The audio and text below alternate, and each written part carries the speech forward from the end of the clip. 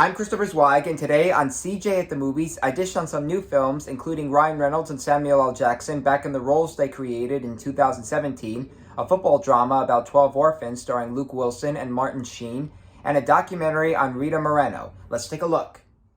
Our first movie is Hitman's Wife's Bodyguard, the sequel to The Hitman's Bodyguard, the 2017 surprise action comedy hit, and as an R-rated comedy sequel, I think it's the worst since Horrible Bosses 2.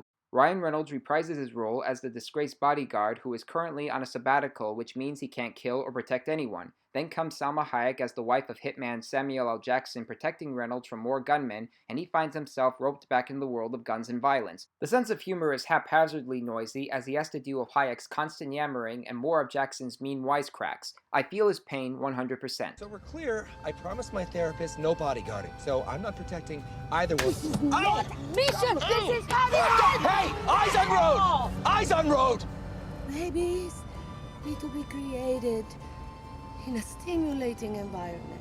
I must be aroused by sightseeing, shopping, fine dining, but we are officially on honeymoon. For real?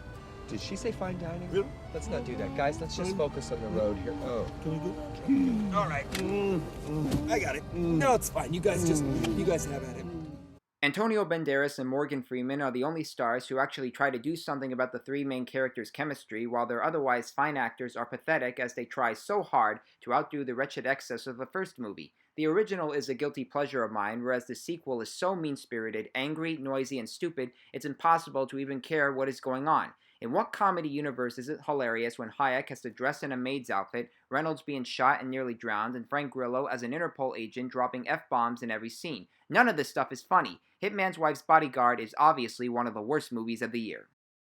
Our next movie is much better than Hitman's Wife's Bodyguard because it's a movie for one thing. Another thing is, it's a documentary on the legendary actress Rita Moreno titled Just a Girl Who Decided to Go For It. You know her from a number of musicals like West Side Story, Singin' in the Rain, and The King and I, but even acting legends have had their downfalls. In Rita's case, given her Hispanic and beautiful nature, she used to be cast in stereotypical and sexist roles. She was fine with portraying them at first, but then she came to terms with who she really is, a strong woman who eventually became an activist. This girl is present to me from Burma Prince. I really was very often treated like a sex object. The studio would ask contract players to go out on pretend dates. Before I know it, he's forcing himself on me. When you're under contract to a studio, they own you. West Side Story seems to be the big one. What are you going to do for an encore now? That's hard to follow.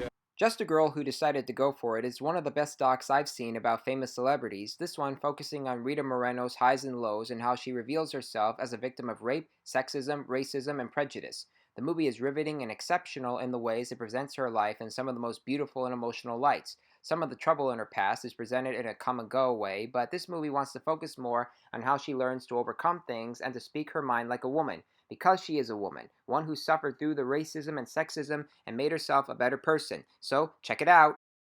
And our last movie is 12 Mighty Orphans, which tells the true story about orphan teenage boys who find themselves playing football against the high schoolers in Texas during the Great Depression. Luke Wilson stars as Coach Rusty Russell, and he does a solid job portraying him, especially when at times his real-life character struggles to overcome his past as both an orphan and World War I vet, and Martin Sheen is fine as his assistant coach, Doc Hall.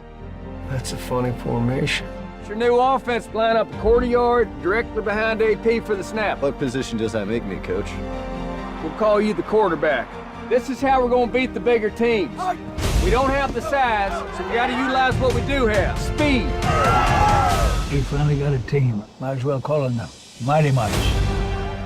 That's Robert Duvall in a minor role, along with Wayne Knight as the orphanage's greedy and abusive administrator. 12 Mighty Orphans doesn't get all the details right, but it does make up for the performances and personalities. It's mostly about overcoming the cynicism and obstacles that these orphan boys had to deal with, and when it comes to football dramas about underdogs, it's not about winning, it's about making a difference in society. This one is able to score a touchdown, so check it out.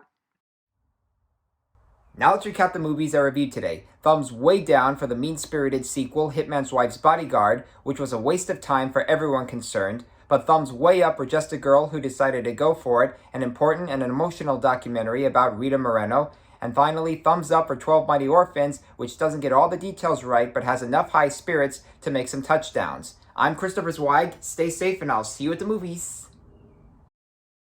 For more amazing content, please like and subscribe to my channels. You can also read my reviews at cjatthemovies.com and listen to my podcast reviews at newhdradio.com.